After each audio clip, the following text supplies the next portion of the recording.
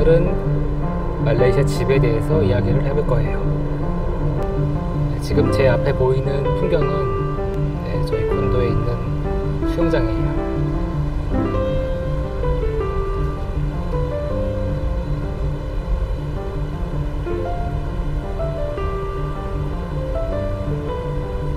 저희 화면 오른쪽으로 이렇게 누워서 쉴 수 있는 의자들이 있고,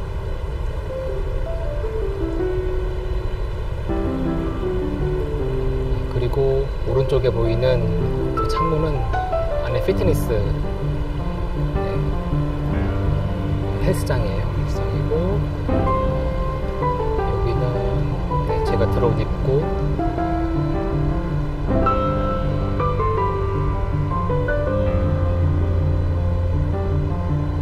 또 정면에 보이는 건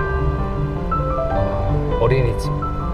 이 어린이집은 이 콘도에 사는 주민들 뿐만 아니라 외부인들도 와서 아이들 여기에 보내기도 합니다. 그러면 수영장 주변 한 바퀴 둘러보고 말레이시아 집에 관해서 제가 좀 이야기를 해보려고 합니다. 오늘 지금 제가 살고 있는 지역은 다만사라이고, 여기 이 콘도에 산 지는 2012년에 이사 왔어요. 그래서 뭐 한 6년 정도 되고 있는 것 같아요. 제가 그 전에는 뭐 1년에 한 번이나 2년, 3년에 한 번씩 이사를 다녔는데, 이 집에 가장 오래 살게 된 이유는 이 저희 콘도가 아래 쇼핑몰하고 이렇게 연결이 되어 있어요. 그러니까 주상복합 이런 컨셉이라서 집 아래 엘리베이터 타고 내려가면 뭐 마트도 2개나 있고, 극장도 있고, 카페도 있고, 그래서 집은 조금 작지만 지금 한국 평수로 계산하면 약 18평 정도 되는 집인 것 같은데, 방 2개, 화장실 2개.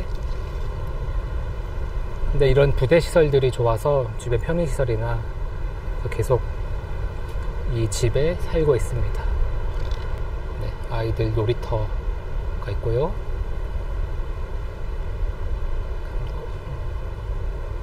이 바닥은 이걸 아이들이 넘어져도 다치지 않게 이렇게 쿠션이 있는, 이거 우레탄이라고 하나요? 그런 걸로 바닥이 되어 있어서 아이들이 뛰어놀다가 혹시 넘어져도 크게 다칠 것 같진 않아요.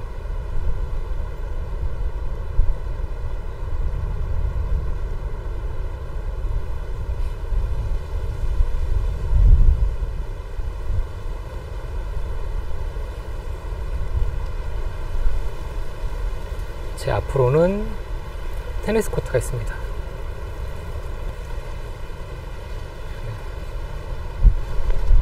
그래서 코트 2개짜리 제법 큰 테니스 코트가 있습니다.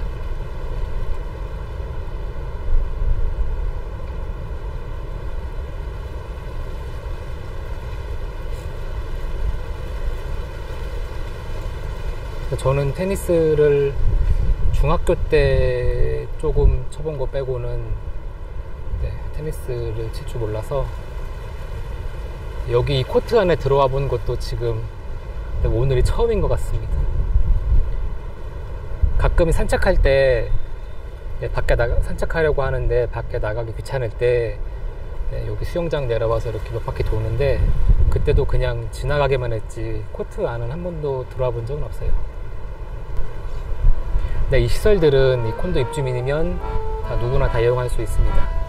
그리고 뭐 외부에서 친구들이 올 때 여기 와서 같이 놀아도 돼요.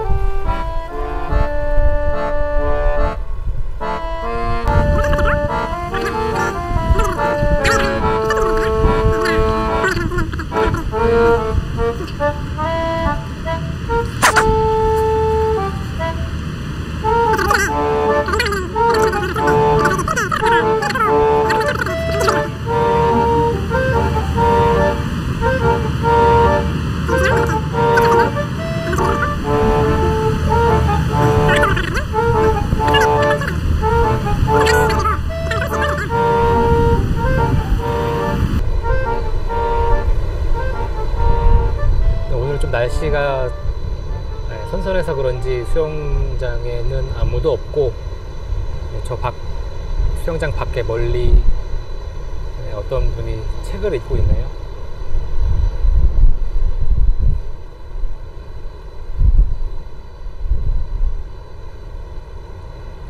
수영장은 25m짜리 성인용 풀이 하나 있고, 그리고 그 옆으로 아이들이 있을 수 있는 풀이 2개 있습니다.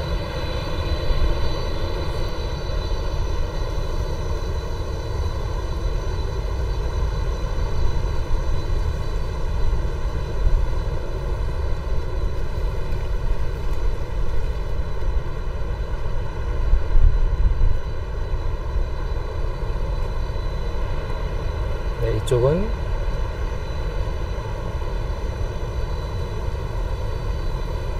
아이들용 풀입니다. 그 성인용 풀이랑 연결되어 있어서 이렇게 양쪽 풀을 이동할 수 있고요.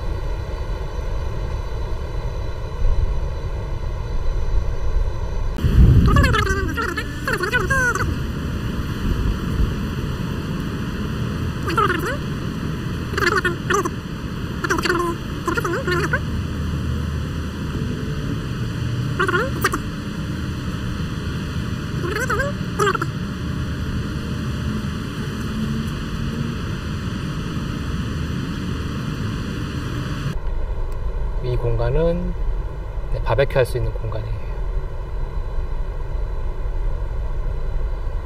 그러니까 저희 집뿐만 아니라 다른 말레이시아에 있는 콘도들도 마찬가지인데, 미리 관리실에, 여기 매니지먼트 오피스에 미리 이야기를 하면 누구나 다 이용할 수 있습니다.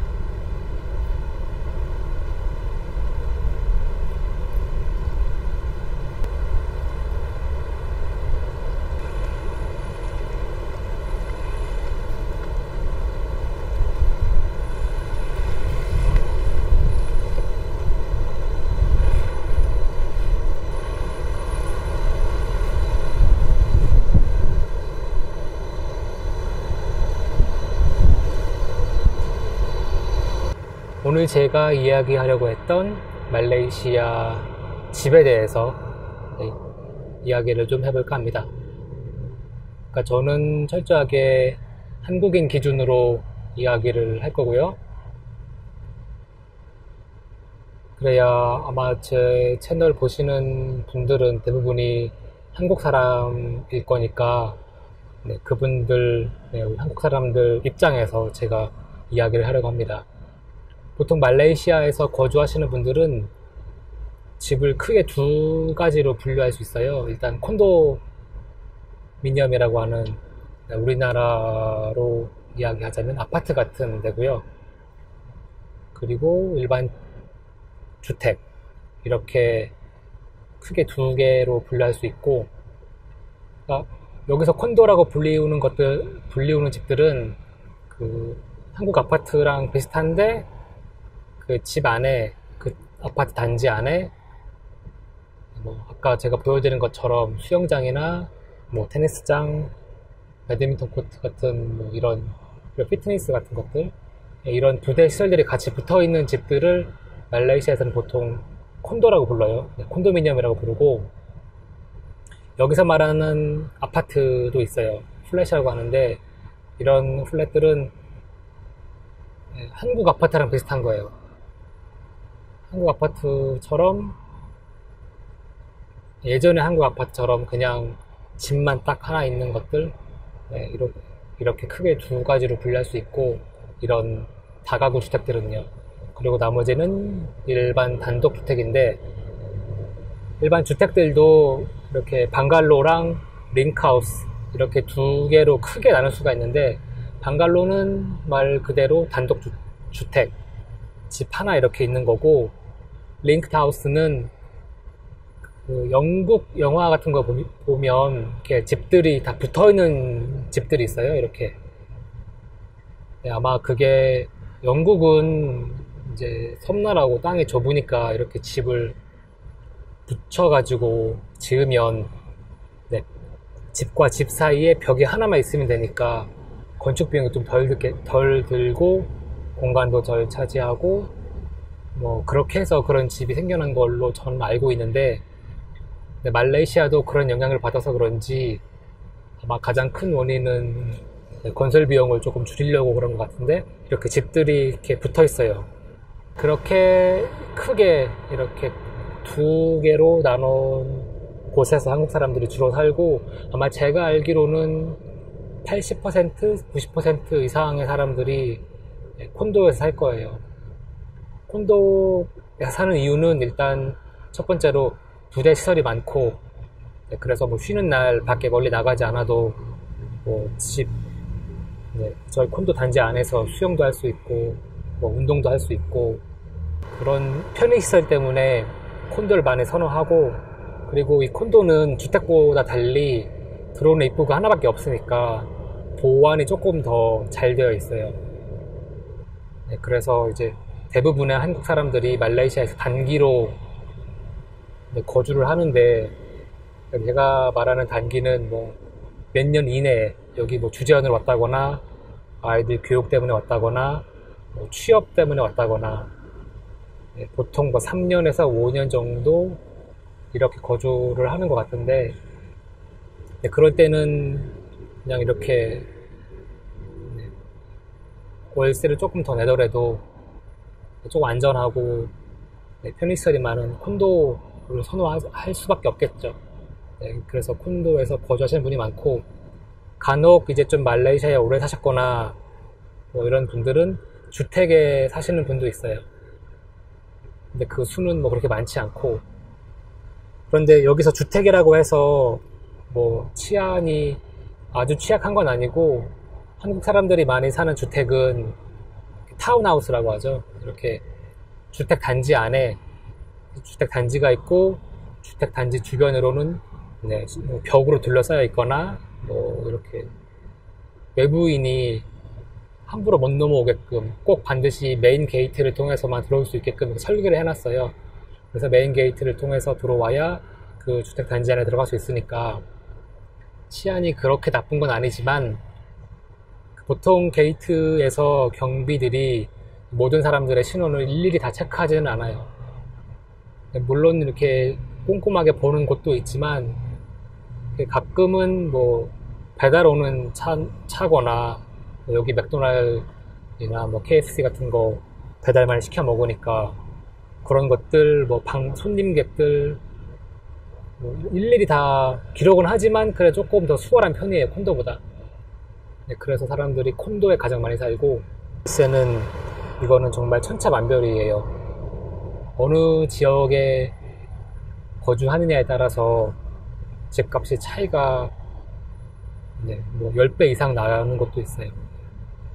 제가 사는 지역은 다만사라이고,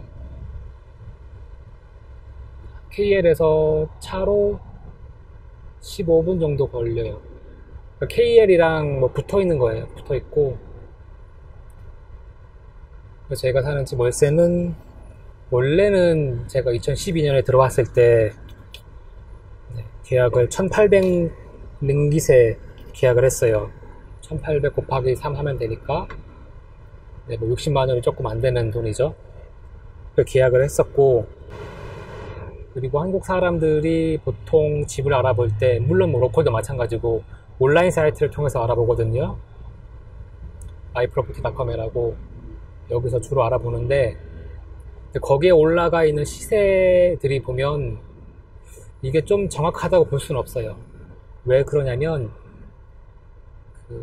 여기 에이전트들이, 그러니까 부동산 중개업자들이 집주인한테 그 집을 받아서 이렇게 광고를 하는 거예요. 월세 주겠다고. 에이전트가 가져가는 커미션은 한 달 월세예요.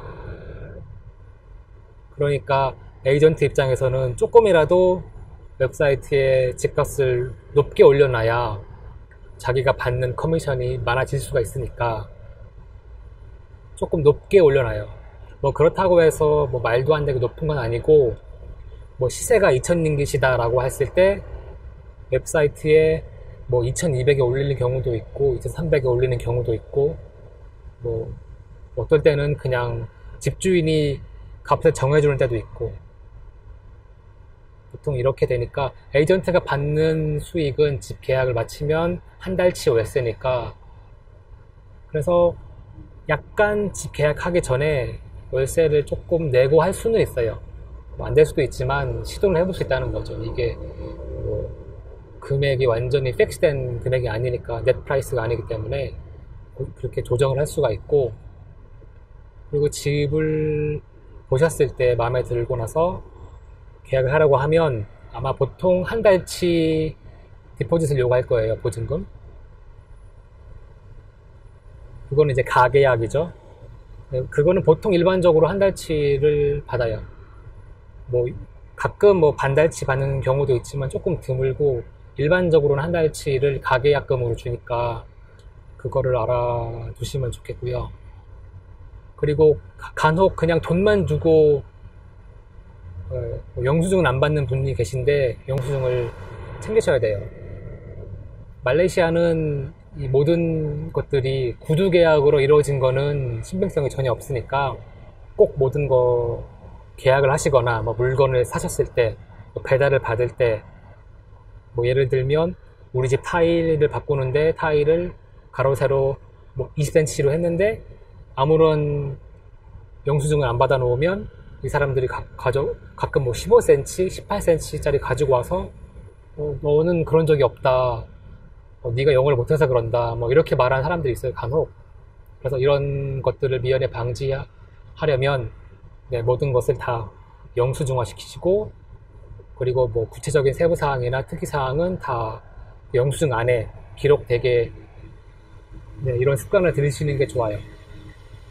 이렇게 해서 가계약이 이루어지고 이제 본 계약으로 넘어가면 이제 계약서를 가지고 오죠. 보통 계약서는 이렇게 생겼어요. 계약서 안에 보시면 이렇게 도장 스탬프 찍은 게 있어요. 스탠다드 계약서를 작성하고, 그 다음에 양쪽 집주인과 내가 이 모든 계약 조건에 동의를 했을 때, 그 다음에는 사인을 하고 이 원본 2개를 변호사한테 보내요. 그래서 공증을 받아야지만 이 계약이 효력이 생기는 거예요. 그래서 공증을 받기 전에 계약서를 꼼꼼히 읽어보시고, 혹시라도 마음에 안 드는 조항이 있으면 바꿔달라고 요청을 해야 돼요. 만약에 집주인이 안 바꿔준다고 하면 다른 집을 알아보시는 게 좋겠죠. 뭐 예를 들어서 어떤 거냐면, 집주인이 내가 집을 계약을 1년 했는데 6개월째 자기 집이 팔렸다고 해서 나가라고 하는 경우가 있어요. 그런 걸 방지하고자 스탠다드 계약서에는, 만약에 그런 경우에 또 반대로 이야기하자면, 내가 1년을 계약을 했는데 내가 사정이 생겨서 1년을 못 채우고 6개월 만에 나갈 경우 잔존 기간만큼 금액을 보전해주는 조항이 있어요. 그러니까 집주인 입장에서는 그런 조항이 없는 게 좋겠죠. 언제라도 집을 아무 때나 팔고 나가라고 하면 되니까. 세입자 입장에서는 그런 조항이 있어야만 본인에게 조금 더 유리하겠죠. 갑자기 뭐 나가라고 하면 당장 집 구하기도 힘들고, 집 구하는 건 어렵진 않지만 이사 가는 게 일이에요. 그렇기 때문에 계약서 안에 그런 조항이 있는지 꼼꼼히 살펴보고, 만약에 그런 조항이 없다고 하면 필요에 따라서 나는 이 조항이 있었으면 좋겠다고 싶은 거는 에이전트를 통해서 이야기를 하면 계약서 내용은 정정을 할 수가 있어요. 집 안에 가구 딸린 집을 구하시는 분들이 있어요. 뭐 가구가 다 붙어있는 집들, 이런 집들은 나중에 계약 끝나고 이제 보증금은 보통 말레이시아에서 3달치를 내는데, 보증금을 돌려받기 전에 집을 검사를 해요. 그때 혹시 뭐 렌트 당시에는 없었던 뭐 침대에 큰 흠집이 생겼다거나 뭐 가구가 파손됐다거나 그러면 그 배상을 해야 되는데, 그럼 최초 컨디션이 어떤지 기억을 할 수가 없잖아요.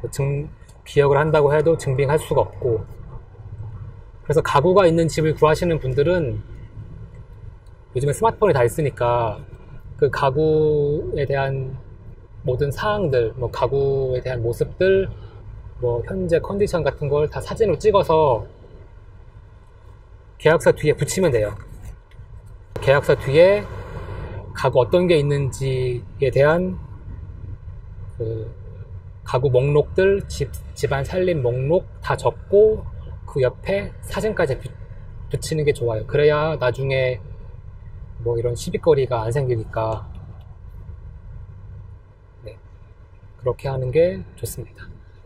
그리고 관리비가 있는데, 관리비는 집 주인이 내는 거예요. 세입자는 관리비에 대해서 신경 안 써도 되고, 그 정화조 비용은 내야 되지만 간혹 한국 사람이 집 주인이면서 한국 사람한테 렌트를 줄 때, 아니면 로컬 사람인데 이 집 얻으려는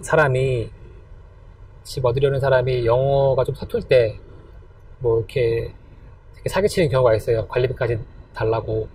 네, 그런 집들은 그냥 피하시는 게 좋습니다. 네, 이렇게 뭐 집 가격부터 뭐 계약에 관한 거 간단하게 조금 이야기를 했고요. 그리고 월세는 뭐 아까 말씀드린 것처럼 지역마다 천차만별이고, 뭐 방사 지역에는 뭐 한 달 월세가 뭐 2만 링기, 3만 링기 타는 집도 있고, 좀 외곽 KL이나 다만사라가 아닌 뭐 외곽에 사는 집들은 집이 커도 뭐 1,500링깃, 뭐 저희 집이 2,000링깃인데 뭐 20평이지만 뭐 40평에 2,000링깃 이런 집들도 있어요. 좀 외곽에. 그건 뭐 지역마다 다르니까 정확한 시세는 뭐 웹사이트 아이프로퍼티나 뭐 이런 데 통해서 대략적인 시세를 알아보시면 됩니다. 그리고 주택은 제가 주택에서는 한 번도 살아본 적이 없어서 뭐 이렇다 저렇다 말씀을 드리기는 조금 힘들 것 같아요. 네, 왜냐면 뭐 괜히 제가 잘못된 정보를 드렸다가 또 오해를 불러일으킬 수도 있으니까 웬만하면 그냥 콘도 사시는 게 좋습니다. 콘도가 안전하고, 뭐 자기는 꼭 뭐 앞에 잔디 있는 땅을 밟고 살고 싶은 게 아니라고 하면 뭐 굳이 주택을 살 필요는 없다고 생각해요. 그 다음에 제가 말씀드릴 게 공과금인데, 제가 이번 달 수도요금 영수증을 보여드릴게요. 지금 보시는 것처럼 이게 지난 6월부터 8월까지 두 달치 요금이고요. 금액은 57링깃. 네, 전기요금이에요. 제가 지난달 이미 8월 20일 날 납부를 했고, 금액은 여기 보이시려나 95.1링깃.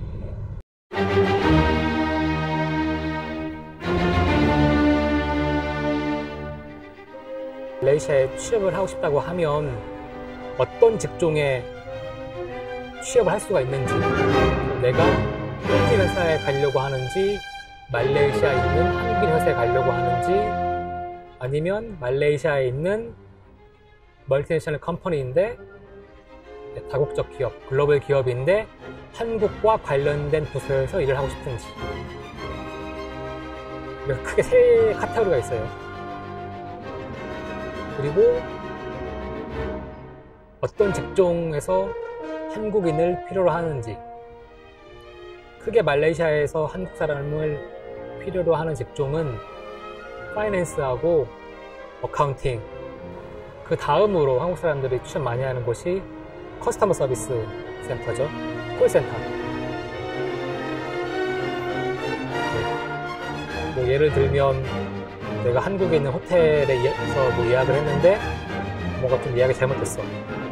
그때 전화를 걸면 그 직원들이 한국에 있는 게 아니라 다 말레이시아에 있습니다.